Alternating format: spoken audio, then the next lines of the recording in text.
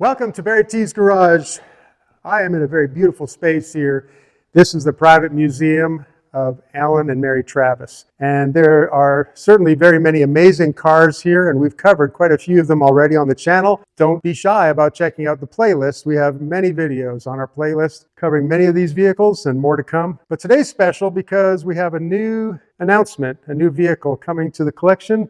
There's a space being made for it there. And today we're going to give you an introduction to the vehicle as a whole and dig into one of the aspects that's quite unusual, very unique. And I have a feeling you're going to learn some things just as I know I will. I am looking forward to this myself. So welcome along, and here we go. Hi there, Alan. Let's see. Let's start off with, who have you got standing next to you there? Let's start with that. This is George Cosmas. He's a woodworker, just as deliberate and perfect as what I think I am on the motor stuff and mechanical things. And what we're discussing today is I've taken the 1906 Sizaire-Naudin de-course completely all apart to nothing. You sent me some pictures, and it was almost shocking how many pieces you've got it down to. Yeah, so it's nothing at all. But I've left this piece, which is actually 50 pieces, all together because this is the superstructure of the car. So I have problems with this piece, and the problems are, if you want to shine in here, let's see what you got here. Is there's a big gap here, and there's no wood missing. So see, this piece of wood 120 years ago was like the continents. It was connected. Wow. But with 120 years, the wood is dimensionally changed and given itself some voids, plus with the torsional movements of the frame on a race car situation, the wood isn't what it was back then. Sure. Also, the wood has got oil in it now. And then what I'm going to ask George is how to fix it. Yeah. And I was thinking, I'm not a wood person, he is, to put biscuits in here and in these areas that have the gaps, and he's going to tell me what we should do. And we're trying to get this restoration done in about 6 months. Okay. So it's now May, so by November of this year, hopefully have this car back on the road again. That's our idea. Wow, that's fast work in my imagination. Yeah. All right, so what have we got here? What kind of wood is this? And George, what are you looking at? So this looks to be like an oak. Okay. It's a little hard to tell from just looking at it. There's a lot of paint on it, and given the time frame, this is probably lead-based paint. So seeing it's going to be a little bit tricky. You can kind of see the coarse grains inside some of these areas where it's exposed. So you'll see a light colored wood with coarse grains. So if I'm looking at that, I think it's probably an oak. There's might be some other types of wood in here, but if you look here where this piece split, you see the coarse grains, to me that looks like an oak. Okay. And then same here where this piece has come off, you can see what's been absorbed into the grains. And wow. Yeah. There you can see the separations. Right. And then George can describe what that joint is called. So this is like a floating tongue and groove, almost like a floating tenon. So if you were to lift this up where this line is, you would see this line continues all the way down, and this piece right here would go all the way from the front to the back. Interesting. And then where it's split, that's not actually on a seam right there. That just appears to have split with the grain. You can see back here, that would be... That's the joint right there. That's the joint. And then this would be a grain, and it would have split. And most likely, like Alan was saying, that was from the twisting of the car and just the expansion and contraction of the wood overall. Yeah. And it does look like in some of these spots where you can see in there, the holes that were made are not elongated like they should be. They're just circular holes. So it would have been very hard on the frame to expand and contract. And then because we have this metal cladding here, we're probably going to have some element of water absorption inside the wood in here that's been trapped in. Right. Likely some potential rot. I can't see any at this point, but in some areas you can see where, some either glue has dripped down or something has dripped down and soaked in. Right, right, And right. that's all going to be challenging. Yeah, wow.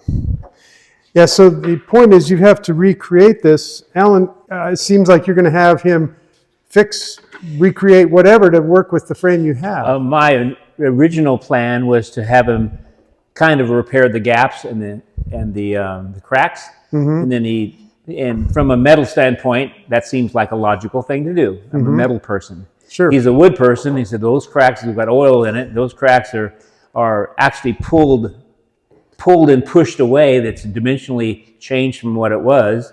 So he's looking at what kind of woods to repair this with, and what areas we can repair it, what areas we must replace the wood because of what has happened to it, i.e. the take on of the oil and the splitting and the dimensional changes. Right. We don't want to put rivers of epoxy in the crack. We want to make it or remake it or restore it just like it was made 120 years ago. Okay. So it's going to look like that. Yeah. We may use a lot of this wood. We may not use very much of this wood. That's going to be up to George. Okay. But it has to be, most of the things on the car are within 1/10 of a degree for angles. Dimensionally, it has to be perfect because we're going to try to use the same holes in the frame.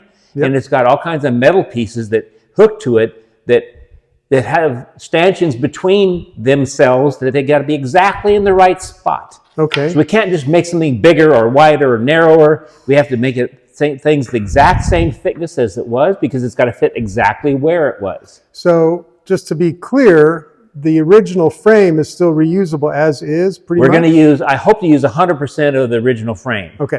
I've already taken the paint off of that.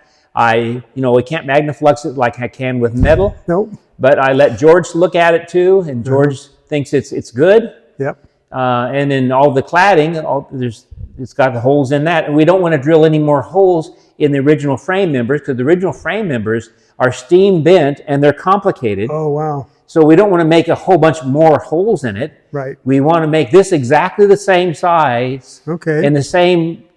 So we utilize the same holes. Wow. We're not trying to add anything. And the thing that is funny is, when somebody does a car restoration, they think, oh, I can do the motor, or I can do the paint, or do this and that. But they don't realize in this case, the most important part of the restoration is not the motor or the rear end or the paint or anything else. It's the structure that holds it all together.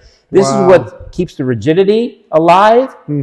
Everything mounts to this. Wow. And this, once the car is restored, when you come back, you won't even be able to kind of see this. But this becomes incredibly important. Right. And when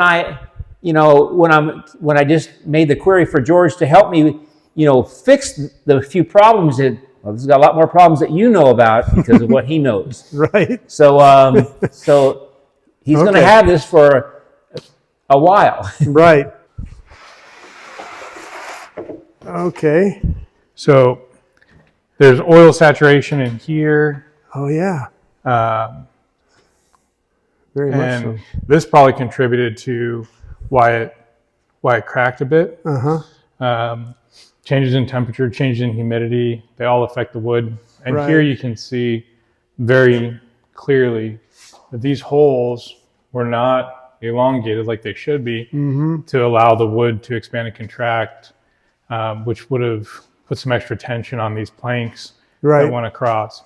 And this is just like, it strikes me, this is a massive void right here. Like, that is a lot. And there's not any wood missing. It's not like a piece fell out. No, it's separated. We could clamp it and pull it together, but if we do that, the other areas of the wood have all acclimatized to what this has done. Okay.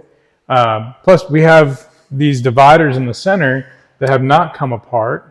Yes, we saw them from the other side. That's right. Squeezing just the bottom together would be a challenge. What's happened is this is expanded and then contracted, and then these pieces have expanded and contracted independently, which is what's created this gap and why it's there. And this piece of wood is in the center, and So it's fascinating to me that much void would be created while the outside dimensions are still correct. Yeah. That's pretty wild. Yeah, Wow. wood kind of stays doing its thing for as long as it can. So you try to prepare for those types of issues and do little things to create opportunities where this won't happen. Right. Wow. Okay, well, George, it seems to me you have your work cut out for you on this. A little bit. Well, thank you for showing that to Alan. Thank you for your ongoing work of being so tenacious about keeping things original and redoing things. It's quite fascinating. Thank you. All right, well, we'll check in with you guys later. Thank you. Okay, Alan, here it is. I don't see tools and parts underneath. No, this is a good day. I finished the restoration. Okay. Started it in May. It's about 6 months later now. It's at the end of October, just before Halloween. Yep.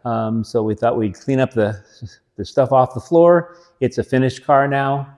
And then I'll put it in the main room when we get through talking today. Oh, fantastic. Let's take a few minutes and do a walk around and just let's see how it looks all finished up. It's a 1906 Sizaire-Naudin de course race car. It's a Formula One race car for the voiturette racing series.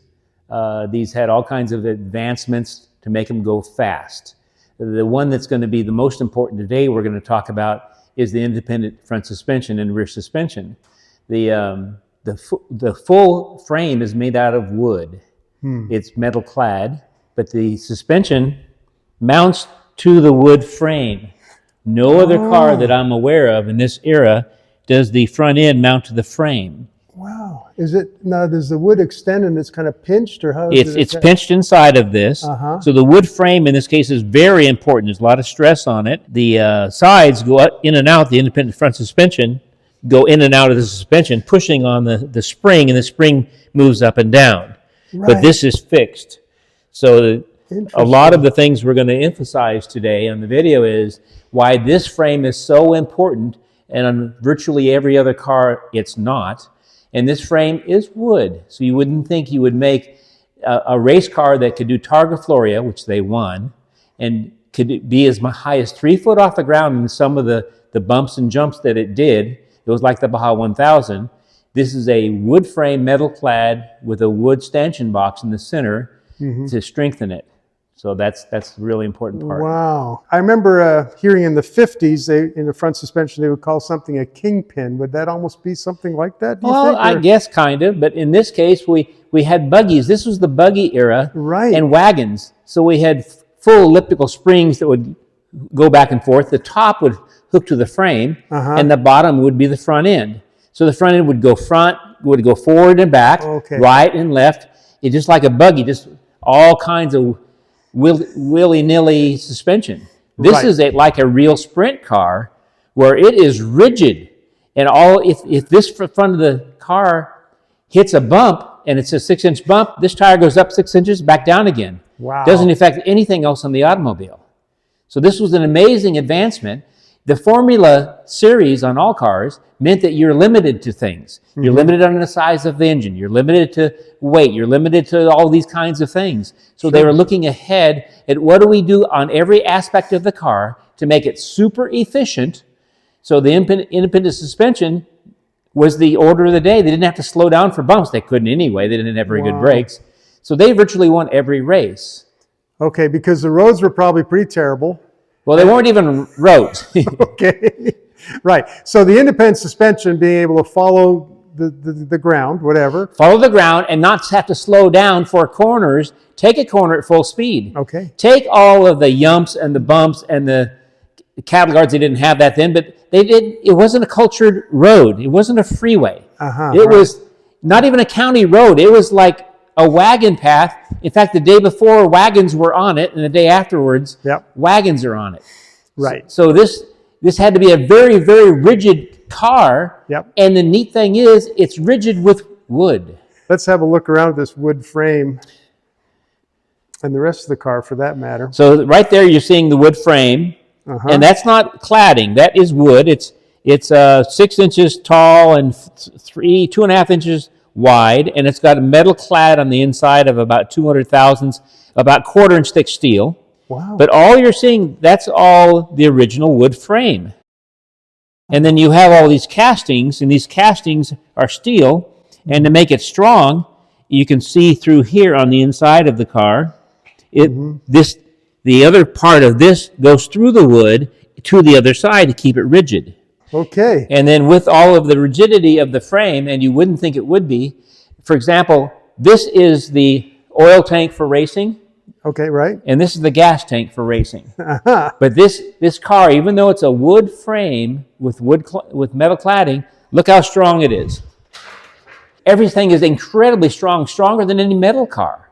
Wow. And you wouldn't think it would be. With a wood frame, it's a wagon. It's a buckboard wagon advanced to being racing. What speeds do they go? They could have gone, in some of the races they said they went 60 to 70 mile an hour. Now that's on their alcohol and hydrocarbon fuels. Right. You know, it was high-tech fuels that they had. You know, and I'm sure when they normally drove it, they would probably go 40 to 50 mile an hour or so. It seems very fast to me.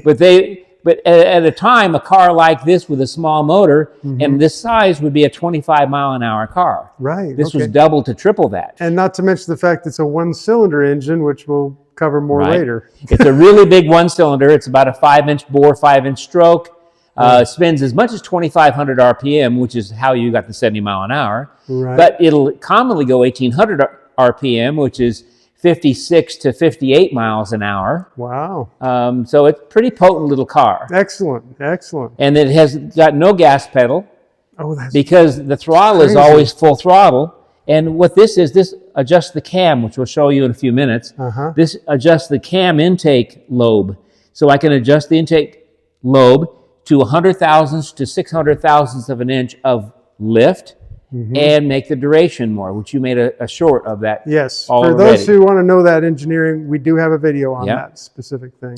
So here's back to the frame again. Yep. And then this is the stanchion box, and this is all wood. This is what we're going to talk about the most today, this stanchion box. And this stanchion box is incredibly important. Okay. Because everything's based on that. We'll right. keep going around. This is a pennant that they would use when they raced. So this is a reel. And we're going to have a better pennant stick for it when we get all done. Okay. Now, when you say reel, are you saying that is vintage from that time? This is more than 100 years old. Okay. This is what the racers had. Okay. They didn't write their advertising on the side of the car. So this was a sponsor maybe or this something? was an oil sponsor. Okay. And this was a European oil company and an American oil company, both. And they started in the 1860s with whale oil. So the oil that this used was probably whale oil. Huh. Interesting. Wow.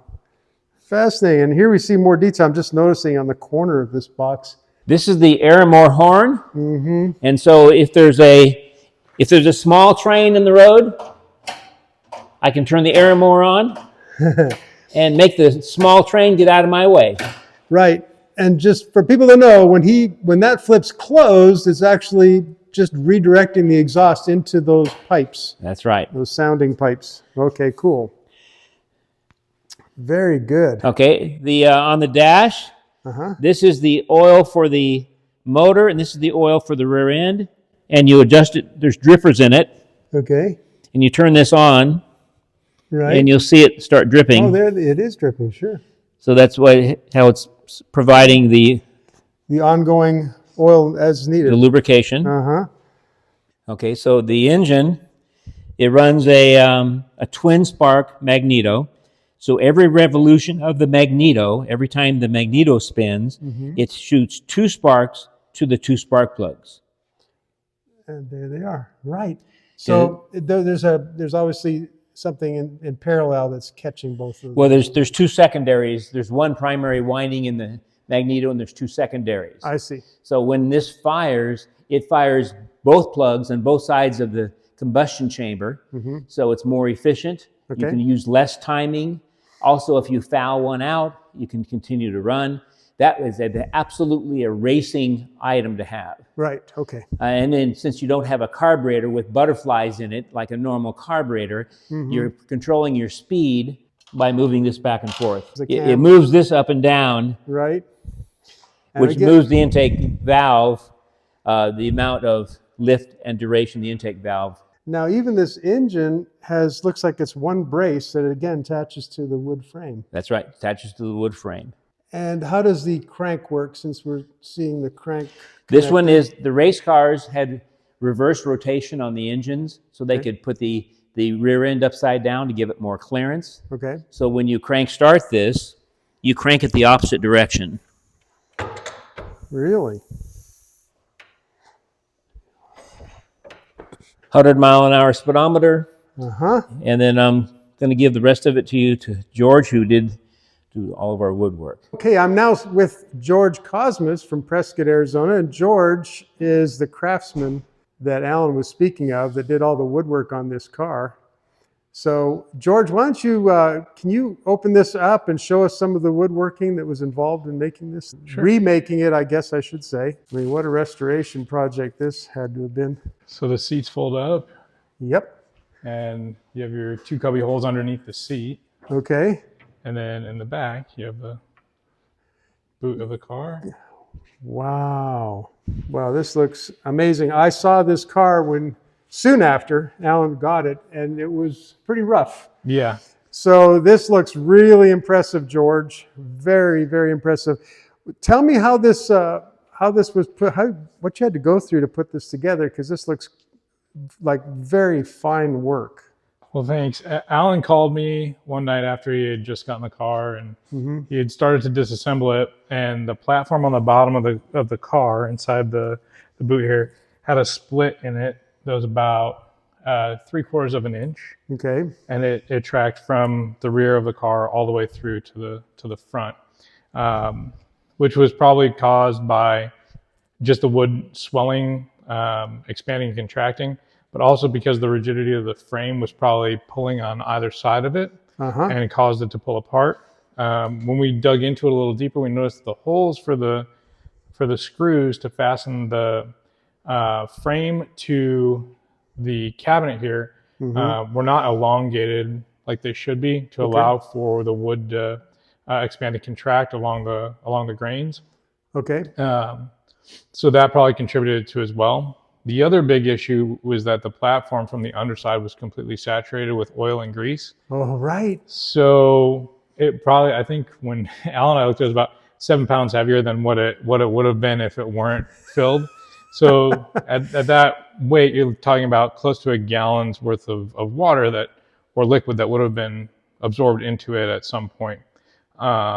So what we needed to do is try to compensate for that and make something that was rigid enough to keep Alan and Mary safe when they're driving the vehicle. Sure. And try to make it look good at the same time. Okay, can we just talk a little more about what happens to wood when it's got impregnated with liquids? Sure. So wood will expand with the grain. So if you imagine any piece of wood being a system of straws almost, the straws don't expand long ways, they expand sideways. So when you have anything like a tabletop or a cabinet like this, where you have pieces of wood going from the back to the front, the expansion is going to occur on the width of the straws. So the straws will absorb as they take in more water, and then they'll contract as they dry. Okay. So you'll see the swelling will come this way, not this way. So whenever you make a hole to fasten something, you're not making a circular hole, you're making an elongated hole. Okay. And it's more to keep something in place than it is to secure something. Okay. And then what happens is, as that wood changes and expands and contracts with differentiation in temperatures, the wood can go sideways and move back and forth without breaking. Right. So that's effectively what we tried to create here. And we did that underneath these bolts. And we did it in the sides as best as we could, where this goes in. So even though these holes look to just be holes for screws, underneath there, when Alan and I talked, he would have elongated those before he installed it. And you know, for the motor heads that follow this channel, it reminds me about dissimilar metals like aluminum and steel.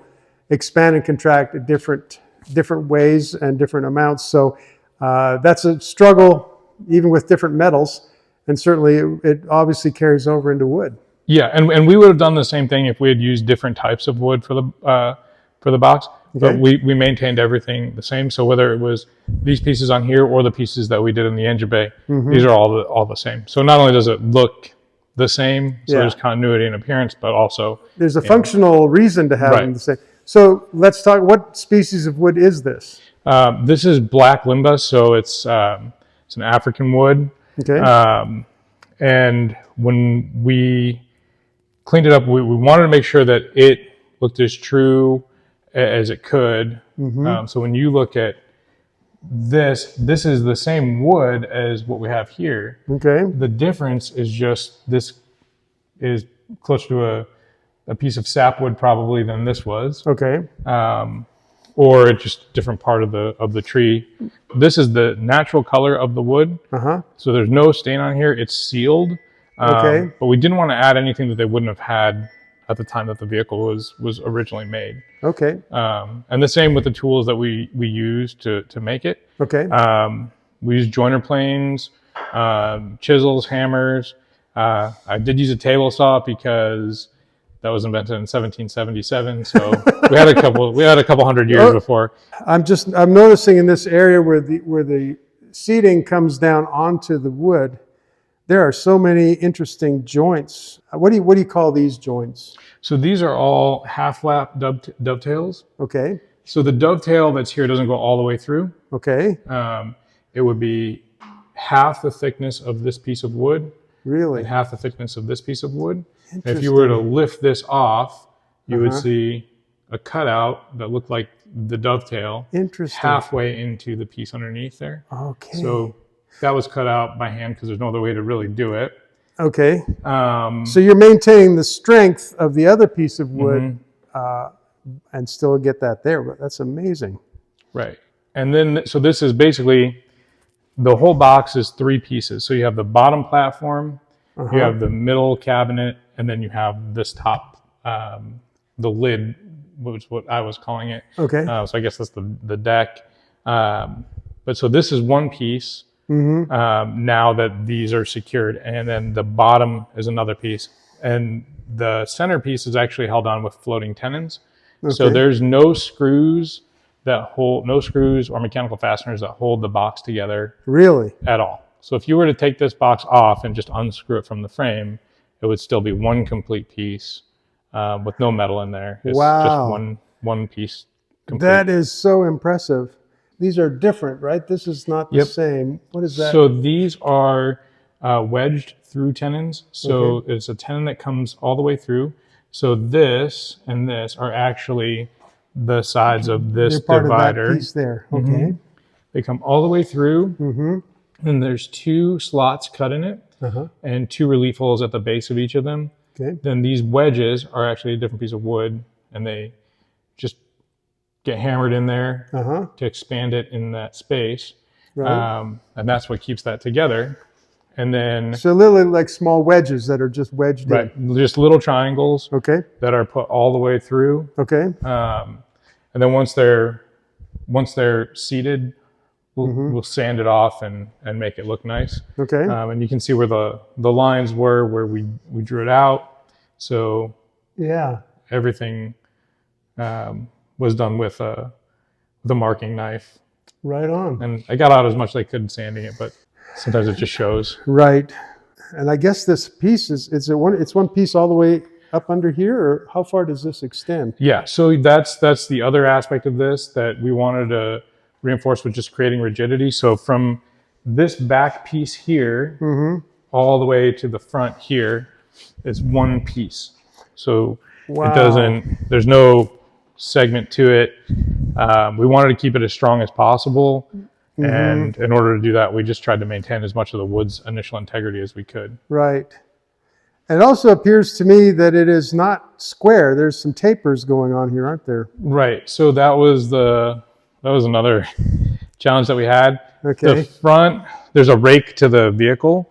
So these fronts, the front part of the box is actually taller Uh-huh. than the rear of the box. So that made it a little challenging. It's also not squared from the back to the front. Okay. Right. Okay. So it's a little wider in the front. Uh-huh. So when we did the dovetail joinery in the back, we had to put it on a bit of an angle so that it would maintain the same shape, so that nothing was out of form from what it was originally. That this back compartment was watertight, so we tried to maintain that too. So all of these joints have a small rabbet cut in them right before the joint. Back here it's a 1/16 of an inch. Up here it's 3/32 in both of those.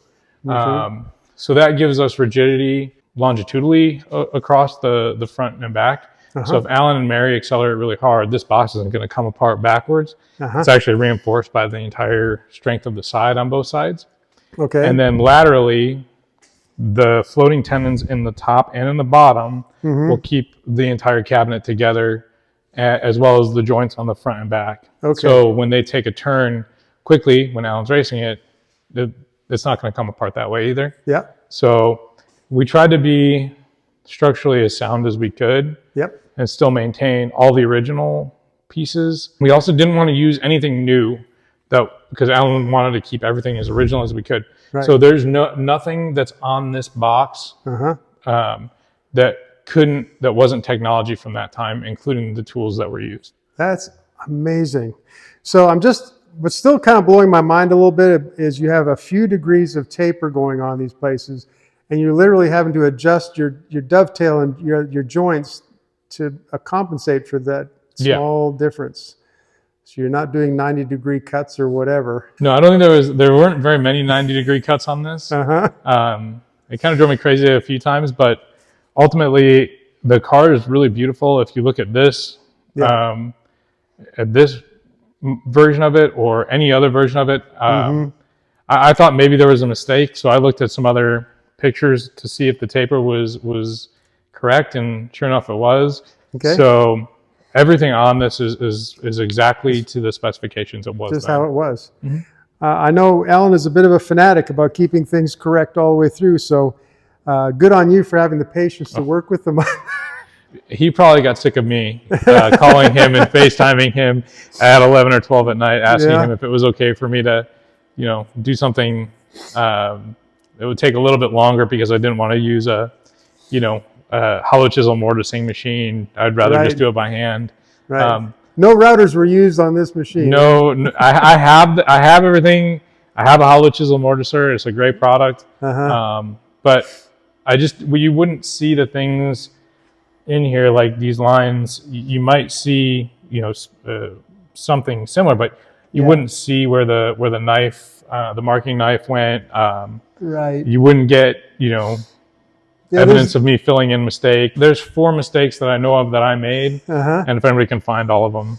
Well, you don't have to look for them, but I can tell you from talking to many people that have restored cars, they'll have a beautiful car on the lawn at the Concours show, and they tell me all they see is the few small defects that they know exist that no one else notices, and that's, I guess, the life of a fanatic old car owner. Yeah, this is my first car building experience. So, well, it's a very impressive job. Let's take a break here. We're going to walk over to your workbench and just quickly show people what tools you used on this. So, George, it caught my attention that you mentioned you used basically period correct tools. I tried to. Okay. So, used for the sides. Those 2 side pieces of the cabinet are actually one piece and a split sideways. Okay. I was able to get that on a table saw to basically resaw it and keep it true. But as far as the rake goes, that was done with a joiner plane here. Okay. This is 23 inches long, and I think it weighs close to 12 pounds, so it's fairly heavy. And you get a workout doing this, man. Yeah, I think it was a few hundred passes to get the rake exact. And wow, that's a serious piece right there. Yeah. Then my number 4 plane. This is what I use just to smooth out the sides and everything. Most of these tools are Lee Nielsen. They make the best. Yeah, they're beautiful heirloom tools. Yeah. There's the the dovetail saw I used for the dovetails and for the joinery that came through on those tenons. Okay. And then the chisels. So this is a mortising chisel. This is what was used to cut those square holes through the sides. And you can see, whereas these would be used for dovetails. They have a different. There's different design. profile. So Yeah. this is going to be thicker and stronger to really chop out wood and hog out that wood that's in the sides. Okay.